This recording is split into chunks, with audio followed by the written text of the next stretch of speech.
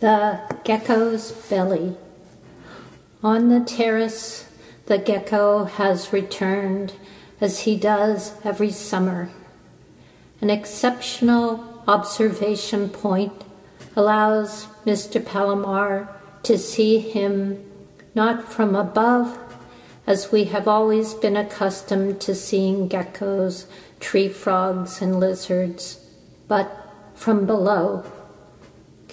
In the living room of the Palomar home, there is a little showcase window and display case that gives onto the terrace. On the shelves of this case, a collection of Art Nouveau vases is aligned. In the evening, a 75-watt bulb illuminates the objects. A plumbago plant trails its pale blue flowers from the wall against the outside glass. Every evening, as soon as the light is turned on, the gecko who lives under the leaves on that wall moves onto the glass to the spot where the bulb shines and remains motionless like a lizard in the sun. Gnats fly around, also attracted by the light. When a gnat comes within range, the reptile swallows it. Every evening, Mr. Palomar and Mrs. Palomar end up shifting their chairs from the television set to place them near the glass.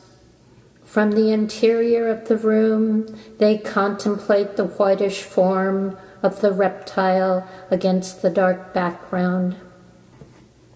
The choice between television and gecko is not always made without some hesitation.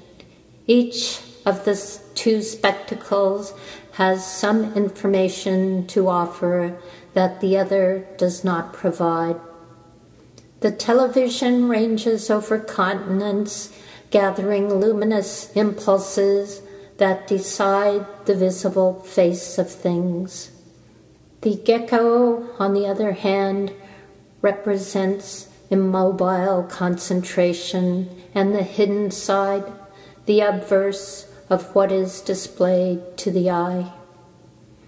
The most extraordinary thing is the claws, actual hands with soft fingers, all pad, which pressed against the glass adhere to it with their minuscule suckers. The 5 fingers stretch out like the petals of little flowers in a childish drawing.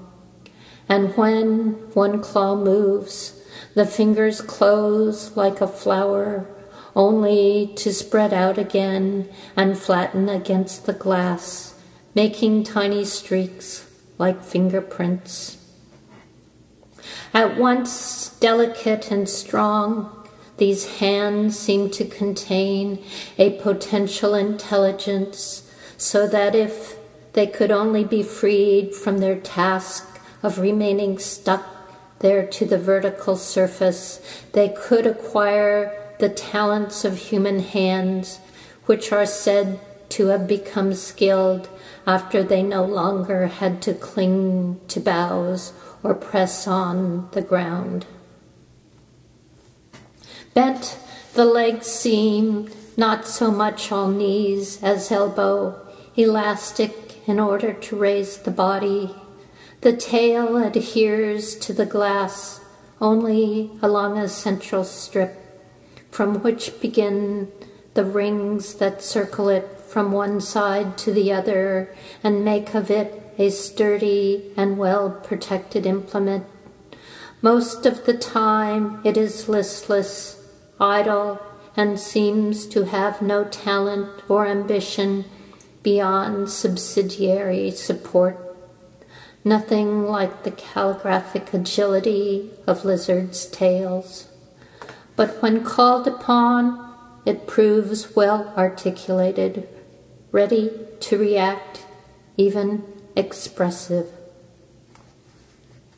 Of the head, the vibrant capacious gullet is visible, and the protruding, lidless eyes at either side. The throat is a limp sac surface extending from the tip of the chin, hard and all scales, like that of an alligator, to the white belly, which where it presses against the glass also reveals a grainy, perhaps adhesive speckling.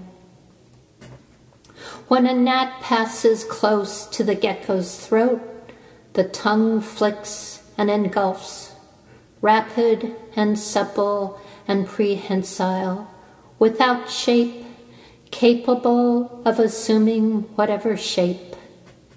In any case, Mr. Palomar is never sure if he has seen it or not seen it.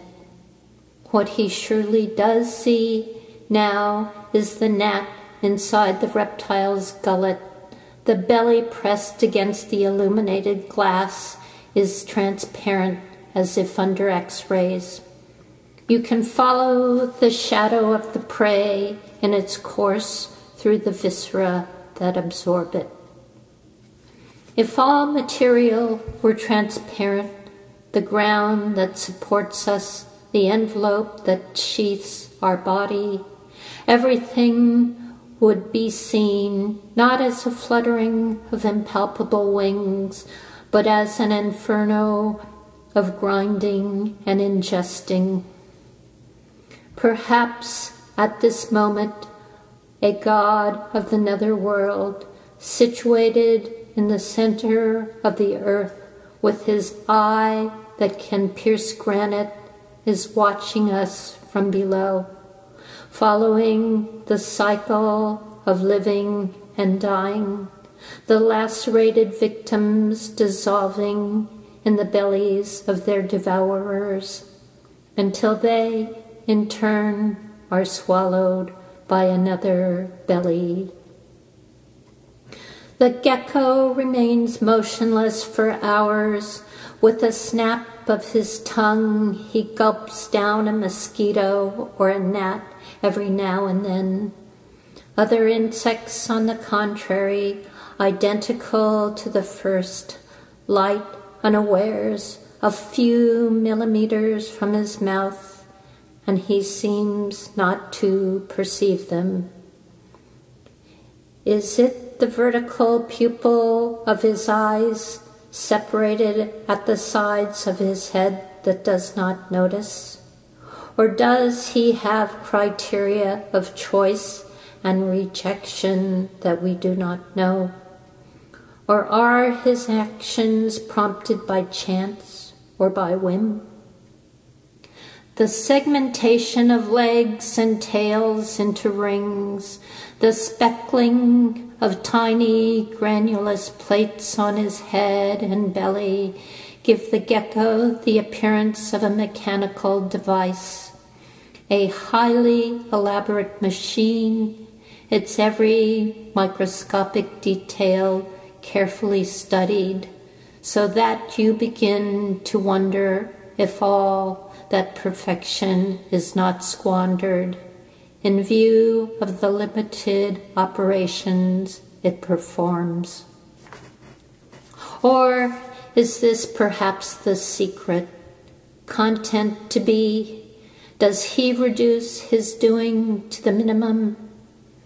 Can this be his lesson, the opposite of the morality that in his youth Mr. Palomar wanted to make his, to strive always to do something a bit beyond one's means?